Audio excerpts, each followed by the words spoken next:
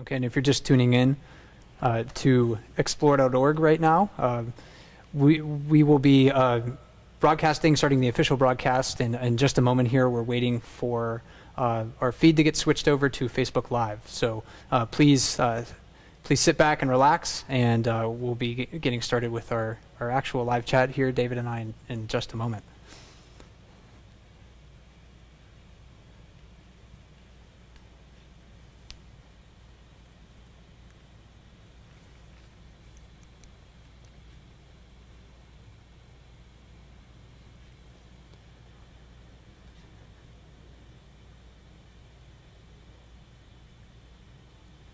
Okay, we're good to go. Well, good afternoon from lovely King Salmon on the Alaska Peninsula. My name is Mike Fitz, and I'm a park ranger at Katmai National Park today. And I'd like to introduce to my left over here, David Kopchever. I just realized today that I was pronouncing his name wrong for about 2 months. You and everyone else. So David is an SCA intern, and that's through the Student Conservation Association. And he's been working very hard over the past couple months to develop some products for the bear cams. So we're very excited to have him joining us for this this latest live chat. And you'll be seeing him a lot this summer. Yeah, really excited to be here. Excited to be part of the Bear Cam this year. Yeah, so today, of course, today is Earth Day.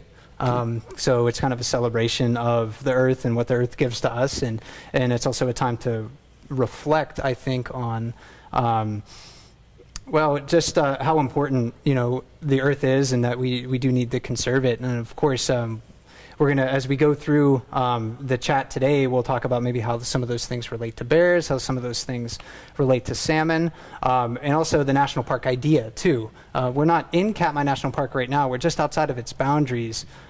So many of the staff will be traveling to Katmai very soon, and that's an exciting time of the year for us. Springtime is a very exciting time up in the Alaska Peninsula, because it's sort of the time when life starts to, for me at least, starts to burst from the landscape after being dormant all winter. And I know you've already noticed quite a lot of change over the past month or so. Yeah, just in the month that I've been here, it's been just night and day difference between winter and spring coming on. Yeah. And this is also a special week for us too, because it's National Park Week during the 100th anniversary of the National Park Service. So the official birthday doesn't come until August, but this is the National Park Week during the 100th anniversary, the centennial celebration of national parks. And it's actually kind of a special year for Katmai too. I mean, not only because of the national park idea itself, but something really important happened in Katmai's history in 1916. Yeah. So we have our second centennial going on this year, and that's the discovery of the Valley of 10,000 Smokes by Robert Griggs. And so the valley was created by the 1912 eruption, which was the largest of the 20th century.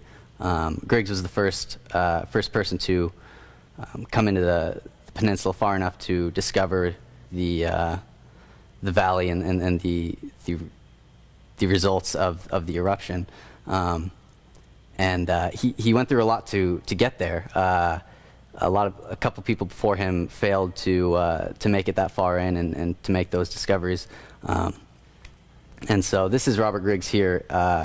His discoveries were based on geology, but he's not a geologist. He was actually a botanist. So it's a really interesting part of that trip. He's not a geologist, but yet his claim to fame was based in geology.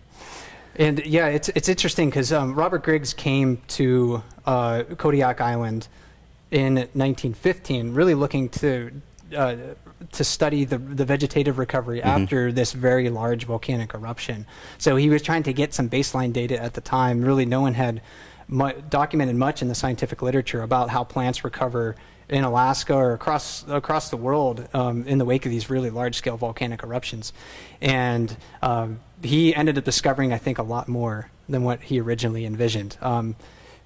Even in this photo here, when Yeah. he's slogging through the Katmai River Valley. I mean, this was a tremendously difficult landscape to traverse. It's even difficult today, but when Right. I'm out there hiking with lightweight, you know, space-aged fabrics and gear, it's quite a lot easier. But he's carrying cast iron skillets with them, hundreds and hundreds of pounds of gear that they have to ferry from one place to another. So very sort of fascinating along the way. A really fascinating story that I think we want to maybe commemorate this year. And you've been working on a project to help us do that. Yeah. Throughout the next couple months, we'll be documenting his story and sharing with you guys, you know, where he went, what he went through, and some of the challenges he faced to make that historic discovery, which is so important for Katmai. Without that discovery, we probably wouldn't be here today. He was really the first champion of Katmai, and it went beyond his initial discovery, and he was able to lobby for the park to be created in the first place, and then further than that to expand the boundaries to what they've become today. And we definitely, know that Griggs had maybe big ideas for the park. And this is him with a couple of colleagues. This is actually in 1919 when he came back from for another expedition into the Valley of 10,000 Smokes. But this is about the approximate scene that he would have stumbled upon when he first entered that landscape. So originally, he had this idea in his brain, like this is such a fantastic place. I think it can become another national park. And he lobbied through the National Geographic Society to have a national park or a national monument created here in Katmai. And he succeeded in 1918. That was when Katmai National Monument was established. But not too long afterwards, he ended up finding that, Katmai has a lot more to offer. Right. And even today, I think now we have a much larger landscape, a much larger place that not only encompasses, this spectacular geologic landscape of the Valley of 10,000 Smokes, but it incorporates so much more as well. And maybe before we get into that topic, I forgot to mention something pretty important. And that's how to ask questions. Right. there's always something. So if you want to ask us questions, I know many people are watching on Facebook. If you're watching on explore.org, please submit your questions for us in the chat. We'll be happy to answer questions about national parks, brown bears, wildlife conservation, many of the things that make Katmai an important place. So we have a moderator from explore.org helping us today, so they'll be feeding us questions on our computers here, and we'll do our best to try to answer those. So again, my name is Mike, and David is joining me today. And let's maybe talk about how Katmai has changed into something a lot different than what Griggs had originally seen, because today it's just not about the Valley of 10,000 Smokes, is it? Yeah, there's so much more. Most people think of Katmai, they think of bears, of course, and salmon, and those are some of the amazing things that you can come here and see now because of this discovery. And there was a lot of work that Griggs had to put in to make that happen. Right now, for instance, during the springtime, he was preparing for this 1916 expedition. And so he found in his first trip out here in 1915 that he was going to need a lot more supplies, a lot more men, a lot more food, and so he was getting those things ready for the trip that made it all possible. And we're going to try to follow his trip on social media this year. I mean, we can't go out.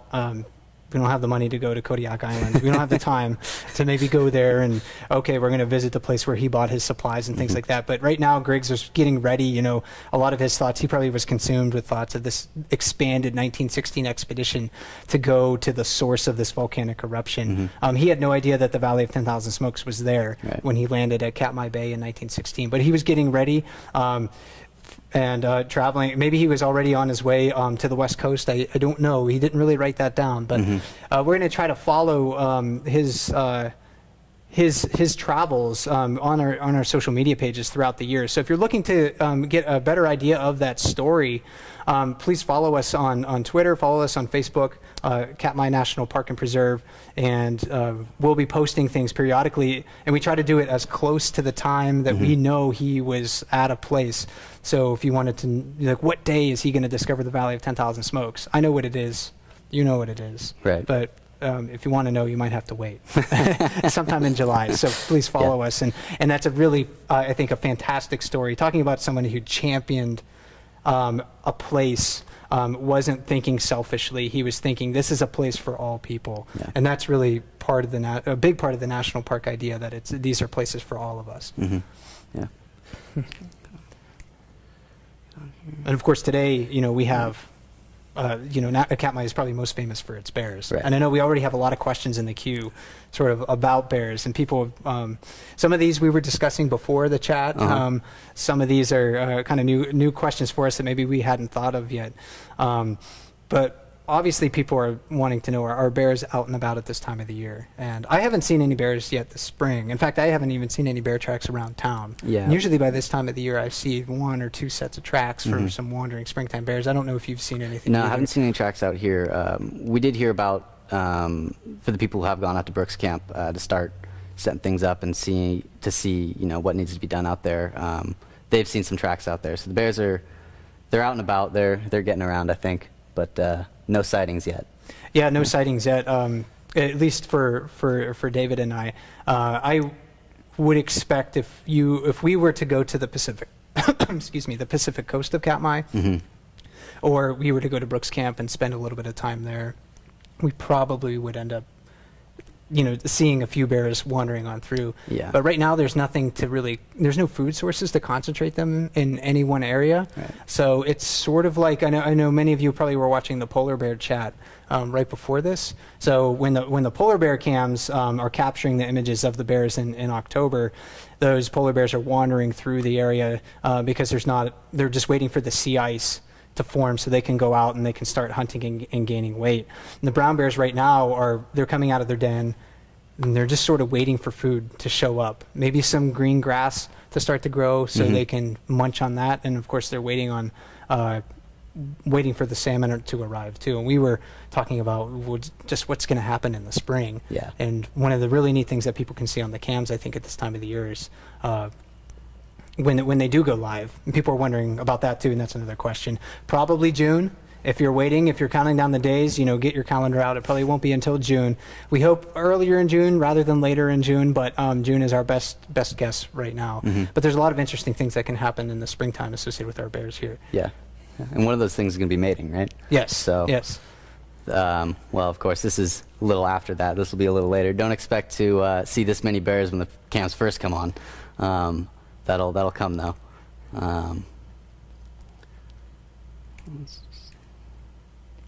Yeah, and we can. We were talking about what can happen here in the springtime, and of course Let's go back to that. The mating season is certainly something that you will be able to observe as soon as the cameras go live. And then bears, while they're waiting for salmon, are focusing on other food resources as well. And I think this is a great example of how adaptable bears are and how they can utilize food sources that maybe you wouldn't think would be that important to such a large animal. Right. Yeah. So let's check this out. And this footage was taken by Brad Garaski, and he took this footage last summer on the Pacific coast of Katmai National Park.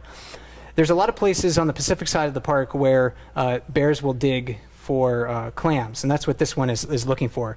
Bears are actually very dexterous with their paws. Yeah. They don't have, of course, opposable thumbs like us, so they can't manipulate things quite as good as a human. But they certainly are very dexterous with their claws. They're so strong too that digging through the sand and the mud to get down to these clams is relatively easy for them. But they're also so large too that they have to eat a lot of clams to make it worth their while. And even some of those really big adult males, we just don't see them up there digging clams. It's usually smaller bears and females with cubs. Seems like if you just don't weigh a lot, then it's energetically more worthwhile to dig for those clams. But that video, I love that video because it's so great. You can see the bear pulling the clamshell apart, so easy for it. But other wildlife at this time of the year maybe doesn't have the same tools, right? So as, you can see as this, a brown bear. This fox trying to do the same thing here, and you can see it's evidence of how difficult it is to get in there and get out the clams without the tools that the brown bear have. And the brown bear has different methods of getting in there, right? The different individual bears will do it in different ways. I've seen videos of other bears cracking them open with their jaws, not even using their claws at all. Yeah, some of them will, they'll just bite it and eat it. Doesn't seem that great for your teeth, but that's what this fox actually has to do. It doesn't seem like it has, learned another technique to open it up. So you can imagine if you're a bear or you're a fox trying to bite through these razor clam shells out on the coast, it can, they can be really hard on your teeth, and that can be if you're a young bear, maybe not that big of a deal, but if you're an older bear, your teeth are worn down, then that can be quite a concern as far as like your survival goes. But other bears, they might not just smash the clamshell; they might just stomp it with their with their paw. Crush it. Yeah, just crush it. They'll just lean into it. It's not that hard for them. Like in the bear in the video, just pop it right apart. Yeah, just stick that claw right in there, twist it around a little bit, and pull the meat out. And the clams on the coast are very good. I've had some, so I know why. I know because you challenged me. So lots of big things happening here in the springtime. Definitely. When the cams go live in June, that's the peak of the mating season for the bears. So we'll see a lot of courting behavior, which is pretty interesting to watch. You may not be able to see bears actually, mating with one another because the males seem to need to follow the females for a significant period of time. Sometimes they just come together and it's love at first sight, and they just happen to mate right when they meet. But a lot of times, especially if a really big dominant male was following a female, it seems like the female just doesn't want any part of him because he's been a threat to her for the whole year, and now all of a sudden he's showing some special interest in that female bear. So I've documented at Brooks River bears, a male courting a female for almost 2 weeks before they actually mated. So. It can be a long, long time, but that's a very interesting phenomenon to watch. Don't confuse courting pairs with females with cubs, though. Sometimes the big males, weighing 900 pounds or so, they can be double the size of the female that they're following. So sometimes it can look like it's a mom with a big cub, but it can be a big male following a smaller female. Right, and it's a lot in the same way. Of how the bears in July need to get used to each other. They need to habituate to each other. The female is going to take a while to accept a larger bear's presence. So you can expect to see something like this where the female is just not having it and kind of trying to get away. Yeah, that's probably going to be the more I think the more frequently seen aspect of this relationship between a male and a female is that there's going to be the female trying to move away from the male, but it depends on the bear too. And I think I don't know where it is in our slideshow here, but there's one of 410, and these are all just other pictures of a male following a female, and the female maybe not wanting much to do with the male. But yeah, maybe this video here. It depends on the female. This is a video of number 410. So she's in the middle of the screen right now, and she's being followed by number 856, who over the past several years has been the most dominant bear at Brooks River. And number 410 is a bear that's extremely tolerant to the presence of other bears, even the most dominant bears. As long as they're really not trying to steal a fish from her or chase her out of a fishing spot, she'll say, yeah, you can saddle up next to me, I don't care. So it does depend, but he 856 followed 410 last year for days and days and days, and I don't remember if anyone ever saw them mating, so I don't know if it actually happened or not. So maybe it happened out of sight. We just don't know. But those big males are going to spend a significant amount of time courting females in the spring. So that's another thing to look forward to at this time of the year. And of course, we're almost, we're about 20 minutes into our chat, and we're probably going to try to, we're going to be here for about a half hour, 35 minutes or so. So again, my name is Ranger Mike, and I'm a park ranger here at Katmai National Park and Preserve. David is joining me today, and maybe we should try to answer a few questions before we end the chat. So we talked a lot about what to look forward to at the beginning of the season as the bear cams go live, and June, again, is that best time of the year to, our best guess for when the cams go live. People are also wondering about the salmon run this year. Like how big is it going to be compared to last year? And last year's run was pretty big. It was one of the bigger runs in the past 30 years. And we've had really strong runs of salmon coming into the Bristol Bay watersheds over the past 20 years, especially the Naknek River watershed is where the bears that are fishing at Brooks Falls, that's where their fish happen to come from. So this year the forecast is a little bit less, I think, for the amount of salmon that are coming back, but since last year's run was so large, then this is going to be well within the average range of a salmon run this year. So I think there still will be plenty of fish available for bears, but that varies from year to year. Let's see what. Yeah, this is an interesting question, and this is maybe a good one for you, David. What are you most looking forward to this season? I mean, we keep talking about getting David out to Brooks Camp, and he's been in King Salmon working away in the office, but he hasn't really seen the park yet. Yeah. So I am curious. What do you think you're really looking forward to this summer? Well, I'm looking forward to seeing all of the bears, of course.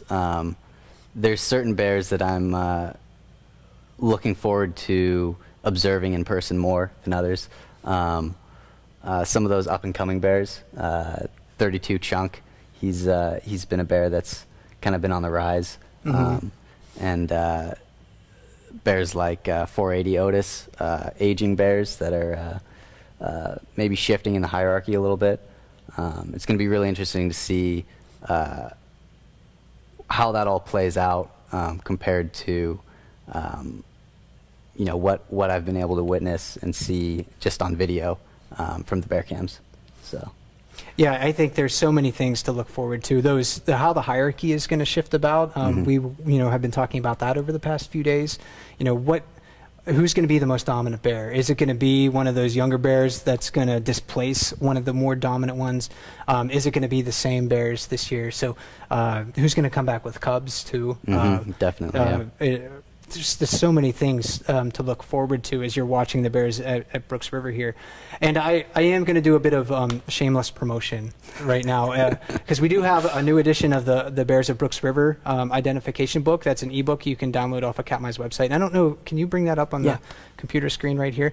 So if you go to nps.gov/KATM, you can if you're really interested to know more about our bears before things go live, you can download this book and just go to our ebook section in under the photos and multimedia section on Katmai's website, or just type into Google. I think you can just type in Katmai ebooks, and that's the easiest way to find it. So you can download that book, learn a little bit about these individual bears that we have along the river here, because it is really fascinating to see just how these bears grow from year to year, to learn more about their stories from year to year. And I tried to update that as best as I could. I know a Bear Camp fan actually called me yesterday and said that they found a mistake in it. So already everyone's they keep me on my toes. I mean, there's a lot of fact checkers out there, which is fine. It's really good. You shouldn't believe everything that rangers say. So.